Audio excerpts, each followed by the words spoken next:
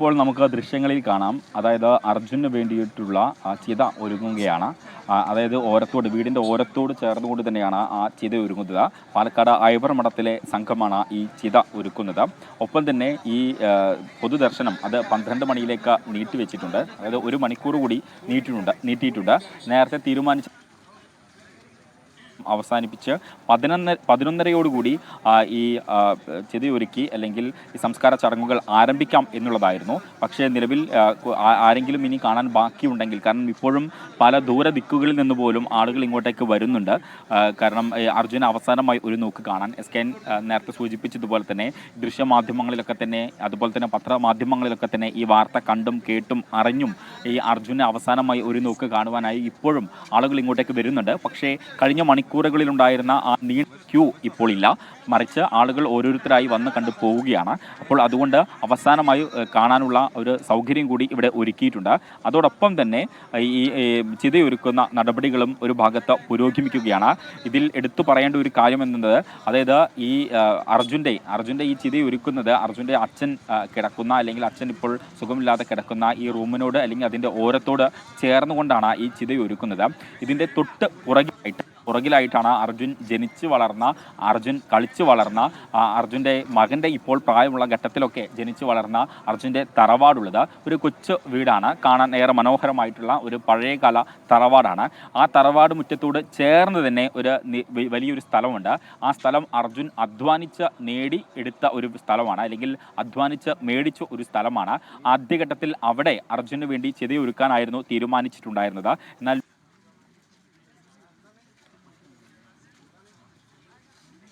റീന സതീശൻ ഒരു കാര്യം യൂട്യൂബിൽ പറയുന്നു: കൃഷ്ണയുടെ ഇരിപ്പും അയൻ്റെ കരച്ചിലും കാണാൻ കഴിയുന്നില്ല. അമ്മയുടെയും അച്ഛൻ്റെയും തീരാവേദനയും നമുക്ക് ഓർക്കാൻ പറ്റുന്നില്ലല്ലോ. ആ കുഞ്ഞിനെ അറിയുന്നുണ്ടാവില്ല SKN അവിടെ കൃത്തിയിരിക്കുന്നത് അവൻ്റെ അച്ഛനെയാണെന്ന്. ഒരുപക്ഷേ ആ കുഞ്ഞിനെ അറിയുന്നുണ്ടാകില്ല. കാരണം നിങ്ങൾക്കറിയാം ഏത് രീതിയിലാണ് ആ മൃതശരീരം ലഭിച്ചത് എന്ന്. അപ്പോൾ അതുകൊണ്ട് തന്നെ അറിയില്ല. കുടുംബാംഗങ്ങൾ ഒരുപക്ഷെ എനിക്കറിയാം, ഈ ആരവം ഒഴിയുമ്പോൾ ഈ ജനക്കൂട്ടമെല്ലാം പിരിഞ്ഞു പോകും. അന്ന് ഇവർ തനിച്ചാകുമോ എന്ന ഭയം തീർച്ചയായിട്ടും ഈ കുടുംബത്തിനുണ്ടാകും. എന്നാൽ അവർ തനിച്ചല്ല. 24 ഉൾപ്പെടെ എത്രയോ ആളുകൾ അവരെ സഹായിക്കാനുണ്ടാകുമെന്ന കാര്യം നമ്മൾ ഉറപ്പ് കൊടുക്കുന്നു. പ്രിയപ്പെട്ട പ്രേക്ഷകരെ, ഒരു വിരഹം, ഒരു നാടിൻ്റെ ദുഃഖമായി മാറുന്ന കാഴ്ചയാണിപ്പോൾ ഉണ്ടാകുന്നത്. അല്പസമയത്തിനകം KR ഗോപികൃഷ്ണൻ കൂടി നമുക്കൊപ്പം ചേരും. ഹാഷ്മി താജ് ഇബ്രാഹിം നമുക്കൊപ്പം ചേരുന്നുണ്ട്. നിങ്ങൾക്കറിയാവുന്നതുപോലെ മൂലാടിക്കുഴിയിൽ ഷീലയുടെയും പ്രേമൻ്റെയും 4 മക്കളിൽ രണ്ടാമനാണ് അർജുൻ. +2 വിദ്യാഭ്യാസ കാലത്ത് ജീവിതം കൂട്ടിമുട്ടിക്കാൻ കഴിയാത്തതുകൊണ്ട് ലോറിയുടെ വളയം കയ്യിലെടുത്ത് ജീവിതം കണ്ടെത്തിയ ആളാണ്. അവിടെ ഒരു ബുദ്ധിമുട്ടിയൊരു വീട് വെച്ചു. ആ വീട്ടിനുള്ളിൽ പക്ഷേ ജീവിച്ചു തീർക്കാൻ അർജുന് കഴിഞ്ഞില്ല. അതിനു മുമ്പ് ഗംഗാവലി പുഴ രൗദ്രഭാവം കൊണ്ട് അർജുനെ വിഴുങ്ങിക്കളഞ്ഞു. ഹാഷ്മി താജ് ഇബ്രാഹിം കൂടി നമുക്കൊപ്പം ചേരുന്നു. ഹാഷ്മി, ഒരുപക്ഷെ അതിവൈകാരികമായ നിമിഷങ്ങളിലൂടെയാണ് കണ്ണാടിക്കലിലെ വീട് കടന്നു പോകുന്നത്.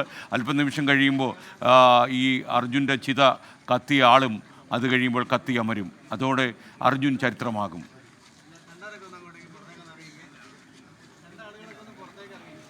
SKN, അത് കേരളത്തിൻ്റെ ചരിത്രത്തിൽ സമാനതകളില്ലാത്തൊരു ചരിത്രമാണ് അർജുൻ എന്ന് പറയുന്ന ഒരു ഇതിഹാസം എന്ന് പറയാൻ കാരണം SKN ഒരു സാധാരണക്കാരൻ നമ്മളെപ്പോലെയൊക്കെയുള്ള ഒരു പാവം മനുഷ്യൻ, ലോറി ഓടിച്ച് പ്രാരാബ്ധപ്പാടിൽ ജീവിതം നോക്കിയ, വീട്ടുകാരെ നോക്കിയ ഒരു യുവാവ്, 30 വയസ്സുള്ള, നാട്ടിലും നാട്ടുകാർക്കുമൊക്കെ പ്രിയങ്കരനായ ഒരു യുവാവ്, 72 ദിവസങ്ങൾ കൊണ്ട് കേരളത്തിനൊന്നാകെ അങ്ങേയറ്റം പ്രിയങ്കരനായി. അവൻ്റെ വിയോഗത്തിൽ നാടൊന്നാകെ കണ്ണീരണിയുന്ന ഒരു ഇതിഹാസം. ആ ഇതിഹാസം കേരളത്തിൻ്റെ ഭാവി ചരിത്രത്തിൽ ഉറപ്പായും ഇനിയും വാഴ്ത്തപ്പെടും, ഇനിയും പറയപ്പെടും. SKN, എന്തായാലും അവിടെ കാണുന്ന അതിവൈകാരികമായ ദൃശ്യങ്ങളാണെന്നൊരു തർക്കവുമില്ല. ആ മൃതദേഹത്തോട് മൃതദേഹ അപകടത്തിൽ കൈവച്ചിരിക്കുന്ന അർജുൻ്റെ ഭാര്യ, അർജുൻ്റെ പൊന്നോമന പുത്രൻ, സഹോദരിമാർ, ഇതൊക്കെ നമുക്ക് പറയേണ്ടി വരുന്നു. നമുക്ക് ഇത് വാർത്തയുടെ രൂപത്തിൽ പറയേണ്ടി വരുന്നു. പക്ഷേ വലിയ വേദന, നമ്മുടെ ഉള്ളൊക്കെ പിടയുന്ന വേദന ഈ ദൃശ്യങ്ങൾ കാണുമ്പോൾ നമുക്കുണ്ട്. SKN കോഴിക്കോട്ടേക്ക് തിരിക്കുന്നതിന് മുമ്പ് ആ ഷിരൂരിലെ ദുരന്ത സ്ഥലത്ത് അവിടെ വാഹനവ്യൂഹം നിർത്തിയിരുന്നു. ഒരു 5 മിനിറ്റ് അവിടെ ഒരു പ്രാർത്ഥന അവിടെ ഉണ്ടായി അതിനുശേഷം പൂളാടിക്കുന്നിൽ നിന്ന് കണ്ണാടിക്കലിലേക്ക് എത്തിയ വഴിയിൽ, കണ്ണാടിക്കലിൽ നിന്ന് ആംബുലൻസിൽ വീട്ടിലേക്ക് എത്തിയ വഴിയിലൊക്കെ എത്ര മനുഷ്യരാണ് എസ് കെ. നമ്മൾ കണ്ടു കേരളത്തിൻ്റെ ഓർമ്മയിൽ അങ്ങനെ ഒരു സാധാരണക്കാരൻ്റെ മനുഷ്യന് വേണ്ടി നാടൊന്നാകെ കരിഞ്ഞ ചരിത്രം നമ്മുടെ മുന്നിൽ ഇല്ല എന്ന് തന്നെ പറയാം, ഒരു സാധാരണക്കാരൻ്റെ മനുഷ്യന് വേണ്ടി. അപ്പോൾ അങ്ങനെ ആയിരക്കണക്കിന് പതിനായിരക്കണക്കിന് മനുഷ്യർ ഒരു നോക്ക് കാണാൻ അങ്ങോട്ട് കണ്ണാടിക്കലിലേക്ക് ഒഴുകിയെത്തിയ എസ് കെ. അത് കേരളത്തിൽ നമുക്കൊപ്പം ചേർന്നത് KR ഗോപികൃഷ്ണൻ കൂടി നമുക്കൊപ്പം ചേരുന്നു. നിങ്ങൾക്കറിയുന്നത് പോലെ ഒരുപാട് ആളുകളുടെ കണ്ണീരുകൾ വീണ് കണ്ണീർ പുഴയായി ഈ കണ്ണാടിക്കൽ വീട് മാറിക്കൊണ്ടിരിക്കുന്നു. ഒരുപക്ഷെ ഈ മനുഷ്യൻ വളരെ പ്രാരാബ്ദങ്ങൾക്ക് നടുവിൽ നിർമ്മിച്ച ഈ വീടിൻ്റെ ഓരത്ത് ഈ ചിത എത്രയും പെട്ടെന്ന് ഒരുങ്ങും. 12 മണിക്ക് സംസ്കാര ചടങ്ങുകൾ നടക്കുമെന്ന് നമ്മൾ മനസ്സിലാക്കുന്നു. ഈ ചിതയിൽ കത്തിയാളുന്നത് ഒരുപാട് കാലം ജീവിച്ചു തീരേണ്ട ഒരു മനുഷ്യജീവനായിരുന്നു. ഒരുപക്ഷെ കാലയവനികയ്ക്കുള്ളിലേക്ക് കടക്കുമ്പോഴും ഈ മനുഷ്യൻ്റെ ജീവിതം ബാക്കി വെച്ച കുറേ മാതൃകകളുണ്ട്. ആ മോഡലുകളൊക്കെ തന്നെ ഈ എത്ര കാലം മാറിയാലും ഇതൊക്കെ നമ്മോടൊപ്പം ഉണ്ടാകുമെന്നാണ് എൻ്റെ വിശ്വാസം. കണ്ണീരോർമ്മയായി അർജുൻ ഒരുപാട് കാലം നമുക്കിടയിൽ ജീവിക്കും. ആ കുടുംബത്തിനോടുള്ള ബന്ധവും കടപ്പാടും നമ്മൾ നിറവേറ്റുക.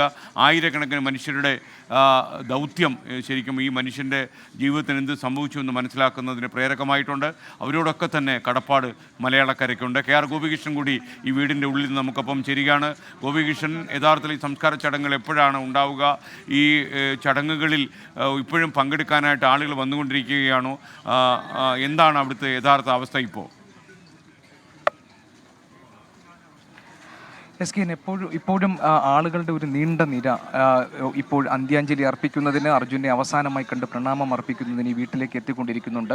ആളുകൾ നേരത്തെ വന്നതിലും കൂടുതൽ ആളുകൾ ഇപ്പോൾ എത്തിക്കൊണ്ടിരിക്കുന്ന സാഹചര്യം പരിഗണിച്ചാണ് 1 മണിക്കൂർ കൂടി ഈ പൊതുദർശനം നീട്ടിവെക്കാൻ ഇപ്പോൾ കുടുംബാംഗങ്ങൾ തീരുമാനിച്ചിരിക്കുന്നത്. നേരത്തെ നിശ്ചയിച്ചത് 11 മണിക്ക് പൊതുദർശനം പൂർത്തിയാക്കുകയും അതിനുശേഷം സംസ്കാര ചടങ്ങുകളിലേക്ക് കടക്കുക എന്നുള്ളതായിരുന്നു. പക്ഷേ ആളുകൾ കൂടുതലായി പലയിടങ്ങളിൽ നിന്നും ആളുകൾ എത്തുകയും പ്രണാമം അർപ്പിക്കാൻ വേണ്ടിയുള്ള നീണ്ട നിര രൂപപ്പെടുകയും ചെയ്ത സാഹചര്യത്തിൽ എല്ലാവർക്കും അർജുനെ കണ്ട് അന്ത്യാഞ്ജലി അർപ്പിക്കാൻ വേണ്ടിയുള്ള ഒരു അവസരം എന്ന നിലയിൽ 1 മണിക്കൂർ കൂടി വൈകിയായിരിക്കും ഇപ്പോൾ സംസ്കാര ചടങ്ങുകൾ തുടങ്ങുക. ഞാനിപ്പോൾ നിൽക്കുന്നത് അർജുൻ്റെ വീടിനോട് ചേർന്ന് അർജുന് വേണ്ടി അന്ത്യവിശ്രമം ഒരുക്കിയിരിക്കുന്ന ചിതയൊരുക്കിയിരിക്കുന്ന സ്ഥലത്താണ്. ഇവിടെയും നാട്ടുകാരുടെ ഒരു നീണ്ട നിരയുണ്ട്. എല്ലാവരും ആ ചിത ഒരുക്കി അർജുനന് അന്ത്യകർമ്മങ്ങൾ നടത്തുന്ന ഇടത്തേക്ക് എത്തിക്കൊണ്ടിരിക്കുകയാണ്. ഐവർ മഠത്ത് നിന്നുമുള്ള ആളുകൾ എത്തിയാണ് ഇപ്പോൾ ഈ ഹൈന്ദവ ആചാരപ്രകാരം അർജുന് യാത്രയ്ക്ക് വേണ്ടിയുള്ള എല്ലാ ഒരുക്കങ്ങളും ഇവിടെ പൂർത്തിയാക്കിക്കൊണ്ടിരിക്കുന്നത്. നേരത്തെ എസ് കെ സൂചിപ്പിച്ചതുപോലെ തന്നെ നാട്ടുകാരുടെയും വീട്ടുകാരുടെയും പുന്നോമന എന്ന് നമുക്ക് അർജുനെ കുറിച്ച് പറയാം. അത് അർജുൻ്റെ ഏറ്റവും നിഷ്കളങ്കമായ പെരുമാറ്റം, അർജുൻ്റെ ആത്മാർത്ഥത, അർജുൻ്റെ സേവന സന്നദ്ധത, ഇങ്ങനെ ധാരാളം ഗുണങ്ങൾ അർജുൻ്റെ പെരുമാറ്റവുമായി, അർജുൻ്റെ ഇടപെടലുമായി ചേർത്ത് വെച്ച് നാട്ടുകാർ ഓർത്തെടുക്കുന്നുണ്ട്. അതുകൊണ്ട് തന്നെ അർജുൻ്റെ നഷ്ടം, അർജുൻ്റെ വിയോഗം എന്നുള്ളത് നാടിൻ്റെ ഓർമ്മകളിൽ എന്നും നിറഞ്ഞു നിൽക്കുന്ന ഒരു ദീപ്ത സ്മരണയായി മാറും എന്ന കാര്യത്തിൽ ഒരു സംശയവുമില്ല. അതിനെ സാക്ഷ്യപ്പെടുത്തുന്നതാണ് ഈ വലിയ ജനാവലി. അർജുൻ നേരത്തെ ഹാഷ്മി എല്ലാം സൂചിപ്പിച്ചതുപോലെ തന്നെ സാധാരണ ജീവിതം നയിച്ച സാധാരണക്കാരിൽ സാധാരണക്കാരനായ ആളായിരുന്നു. പക്ഷേ അർജുനെ അസാധാരണമായ ഒരു വ്യക്തിയാക്കി മാറ്റുന്നത് അർജുൻ നാടിനും വീടിനും വേണ്ടി ചെയ്തിട്ടുള്ള ഈ ചെറിയ കാലയളവിൽ ചെയ്തിട്ടുള്ള പ്രവർത്തനങ്ങളും ഈ വലിയ ദുരന്തം ആ വീട്ടിൽ കുടുംബത്തെ വന്നെത്തി നിൽക്കുന്നു എന്നുള്ളതുമാണ്. അതുകൊണ്ട് തന്നെ നാട്ടുകാരെ സംബന്ധിച്ച് അർജുനെ കുറിച്ച് ധാരാളം കാര്യങ്ങൾ അവർക്ക് ഓർത്തെടുക്കാനുണ്ട്. യുവജന സംഘടനയുടെ ഭാഗമായി പ്രവർത്തിച്ച ആളാണ് അർജുൻ. അതേപോലെ തന്നെ കലാ പ്രവർത്തനങ്ങളിലും അർജുൻ ഉണ്ടായിരുന്നു. അങ്ങനെ നാടിൻ്റെ പൊതു ആവശ്യങ്ങൾക്കും എല്ലാ കാലത്തും അതിന് സമയം കണ്ടെത്തുകയും അതിൻ്റെ ഭാഗമായി നിൽക്കുകയും ചെയ്തിട്ടുണ്ട് അർജുൻ എന്നതാണ് നാട്ടുകാരുടെ ഓർമ്മകളിൽ നിറയുന്നത്. വീടിനെ സംബന്ധിച്ച് വളരെ ചെറിയ പ്രായത്തിൽ തന്നെ കഠിനാധ്വാനം ചെയ്ത് വീടിൻ്റെ ആ കുടുംബത്തിൻ്റെ മുഴുവൻ ഉത്തരവാദിത്വം സ്വന്തം ചുമലുകളിൽ ഏറ്റെടുത്ത് അത് ഒരു ഫലപ്രാപ്തിയിൽ എത്തിക്കാൻ വേണ്ടി അക്ഷീണം പ്രയത്നിച്ച ആൾ എന്ന നിലയിലാണ്.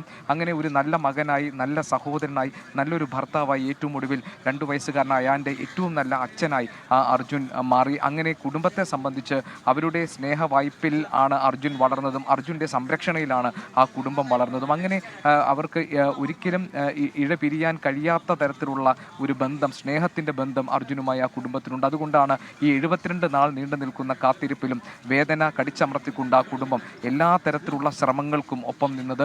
അർജുനെ കുറിച്ചിട്ടുള്ള വിവരങ്ങൾ സംബന്ധിച്ച് ഇനി പ്രതീക്ഷകളൊക്കെ മങ്ങി നിന്നിരുന്ന സമയത്ത് പോലും അർജുൻ്റെ അമ്മ ഷീല സുശീല നിരന്തരം മാധ്യമങ്ങളോട് നിങ്ങൾ ഈ വിഷയം ഏറ്റെടുക്കുകയും ആ വിഷയത്തിൽ ഒരു തീർപ്പുണ്ടാക്കാൻ ഇടപെടുകയും ചെയ്യണമെന്ന് അഭ്യർത്ഥിച്ചിരുന്നു.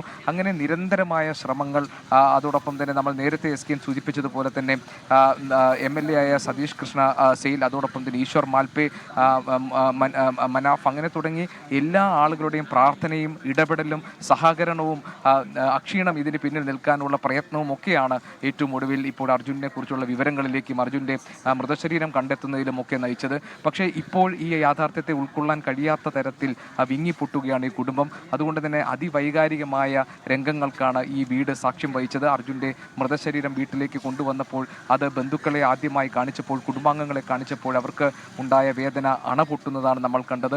നാട്ടുകാർ നാലുപാട് നിന്നും അർജുനെ കാണാനും പ്രണാമമർപ്പിക്കാനും വേണ്ടി എത്തുന്നത് ഈ നാടിൻ്റെ ഇടവഴികളിലൂടെ, നാട്ടുവഴികളിലൂടെ അവർ നിരനിരയായി ഒഴുകിയെത്തുന്നത്, അക്ഷരാർത്ഥത്തിൽ ഒഴുകിയെത്തുന്ന ദൃശ്യങ്ങളാണ് വിലാപയാത്രയായി അർജുൻ്റെ മൃതശരീരം ഈ വീട്ടിലേക്ക് കൊണ്ടുവരുമ്പോൾ നമുക്ക് കാണാൻ കഴിഞ്ഞത്. അത് കേവലം വാർത്തയിലൂടെ അവരറിഞ്ഞ അർജുനല്ല. നാട്ടുകാരെ സംബന്ധിച്ച് അവരുടെ ദൈനംദിന ജീവിതത്തിൽ അവർ കണ്ടും അനുഭവിച്ചും പരിചയപ്പെട്ടതുമായ ആ അർജുൻ എന്ന നിഷ്കളങ്കനായ ആ യുവാവിന് ഉണ്ടായ ആ ദാരുണമായ അന്ത്യത്തിൽ അവരെല്ലാം അങ്ങേയറ്റം വേദനയോടുകൂടി ഇപ്പോൾ ഈ സംസ്കാര ചടങ്ങുകളിൽ പങ്കെടുക്കാൻ വേണ്ടി എത്തിയിരിക്കുകയാണ്. SKN ഇവിടെ ചിതയൊരുങ്ങുന്നു. നമുക്ക് ദൃശ്യങ്ങളിൽ കാണാം. ഇപ്പോൾ ഐവർമഠത്തിൽ നിന്ന് എത്തിയിട്ടുള്ള സംഘം ഈ ചിതയ്ക്ക് വേണ്ടിയുള്ള എല്ലാ ഒരുക്കങ്ങളും പൂർത്തിയാക്കി കഴിഞ്ഞു. അർജുൻ്റെ സഹോദരൻ അഭിജിത്ത് ആയിരിക്കും അന്ത്യകർമ്മങ്ങൾ നിർവഹിക്കുക എന്നതാണ് നമുക്ക് മനസ്സിലാക്കാൻ കഴിഞ്ഞത്. 2 വയസ്സുകാരനായ അയാൻ ഈ വീട്ടിനകത്തുണ്ട്.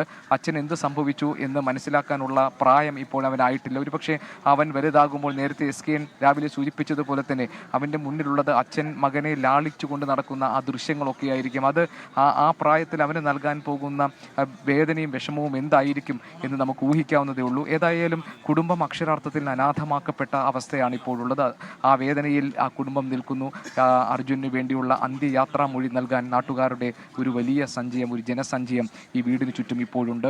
ശവസംസ്കാര ചടങ്ങുകൾ ആരംഭിക്കാൻ ഇനി ഏതാണ്ട് 1 മണിക്കൂർ മാത്രമാണ് സമയം ബാക്കിയുള്ളത്. 12 മണിക്ക് പൊതുദർശനം അവസാനിപ്പിക്കും എന്നാണ് ഇപ്പോൾ നമുക്ക് കിട്ടുന്ന വിവരം. അതിനെ തുടർന്ന് ഉടൻ തന്നെ സംസ്കാര ചടങ്ങുകളിലേക്ക് കടക്കും. ഹൈന്ദവ ആചാരപ്രകാരമുള്ള സംസ്കാര ചടങ്ങുകളാണ്. അതിനുവേണ്ടിയുള്ള ചിതയൊരുക്കി കഴിഞ്ഞിട്ടുണ്ട്.